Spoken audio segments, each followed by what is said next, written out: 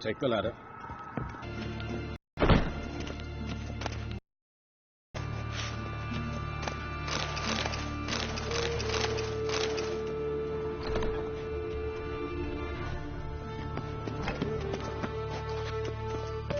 Burnt, like he was in a fire. Notice anything else?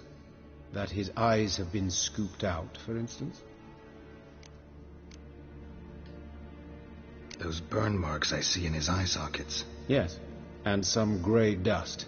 Ash, it seems, very fine. Murderer gouged out his eyes, then put burning coals in the sockets. So it seems. Looking at the wounds, it appears our woodcarver was still alive when it happened. Let's examine the mouth. Burns, blisters. Just like Priscilla's. See this? Incision made into the voice box. Indeed, so thin as to be nearly unnoticeable. A small, extremely sharp instrument. Scalpel. But why? The wound is too small to bleed, and there are signs of swelling. The murderer... I believe he performed a tracheotomy, so the victim wouldn't die too soon.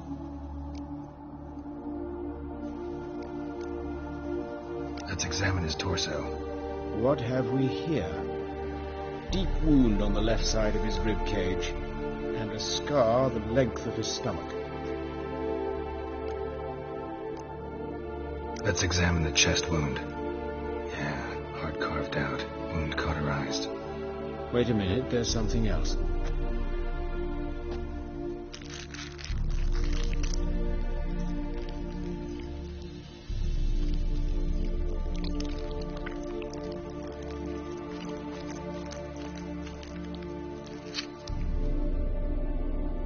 An egg from an amphibian.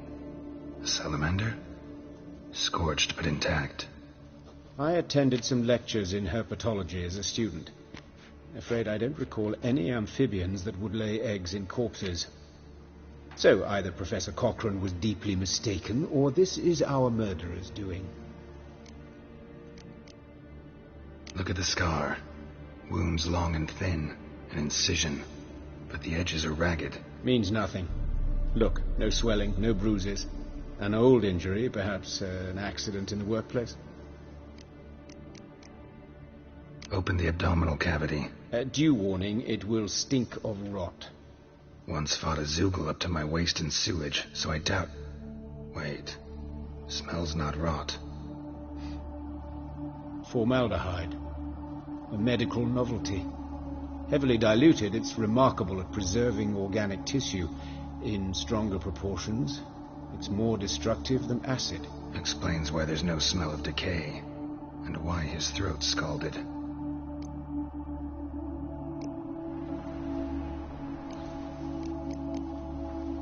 Look at his hands. These welts. Rope burns, right? He was tied up. I'd expect so. No one could sit through such torture unless bound. Speaking from experience? Yes, that of a victim. Spent a year in the dungeons of Tretogor. Long story. Some other time, maybe. See the callus? Our dwarf wore a ring, but someone took it off him. See anything interesting on his legs? His right foot. The ankle swollen, toenails broken. He clearly kicked something very hard, right before he kicked the bucket. Doesn't strike me as the right time for jokes. Apologies. We surgeons, we've a different sensibility. Mm-hmm. And a different sense of humor. His genitals. We ought to inspect those. I sincerely doubt they bear any relation to the matter. We'll see. Pull down his trousers and... shit. Syphilis, actually. Early stages. No sign of diffusion. Think there could be a connection? Only as the killer's potential motivation. All right. Think I know enough. Enlighten me, please, because I've still no notion what this is about. What the motive might have been.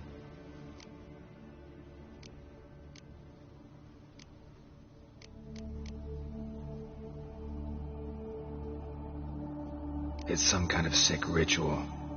You saw burns in the eye sockets, cavity where the heart should be, scalding liquid, all centering on warmth, heat, fire.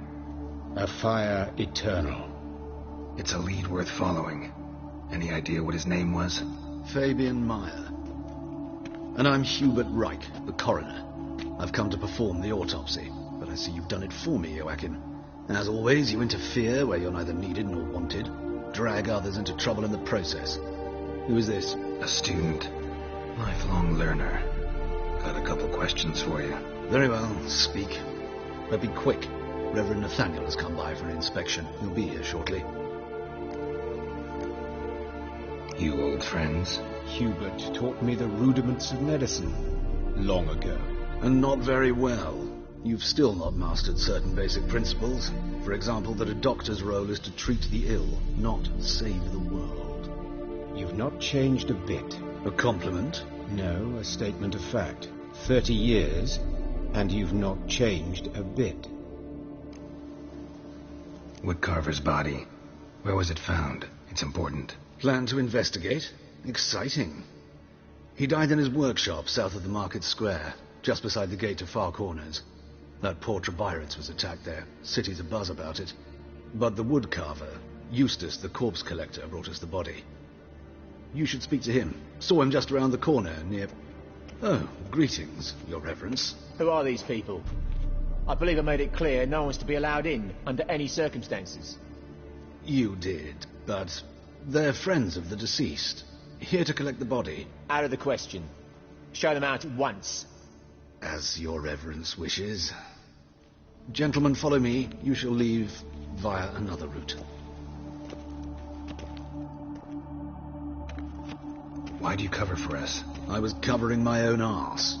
If Reverend Nathaniel had learned someone had entered the morgue, then cut open a corpse without his permission, I'd be in deep trouble. But you didn't give that a thought, did you, Joachim? As ever. Well, while I don't approve of your willfulness, I also wish to see this murderer hang. So, should I learn anything new related to this case, I will let you know. Thank you.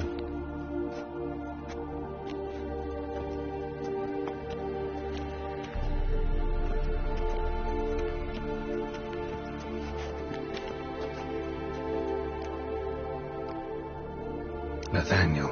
Who is he? A scoundrel. A rogue. Like every man who wears the robes of the eternal fire. Most are scoundrels before they ever put on the robes. True in his case as well. Before he donned the frock, Nathaniel was a torturer. Delighted especially in torturing women. Later, Hierarch Hemmelfart appointed him to oversee the morgue.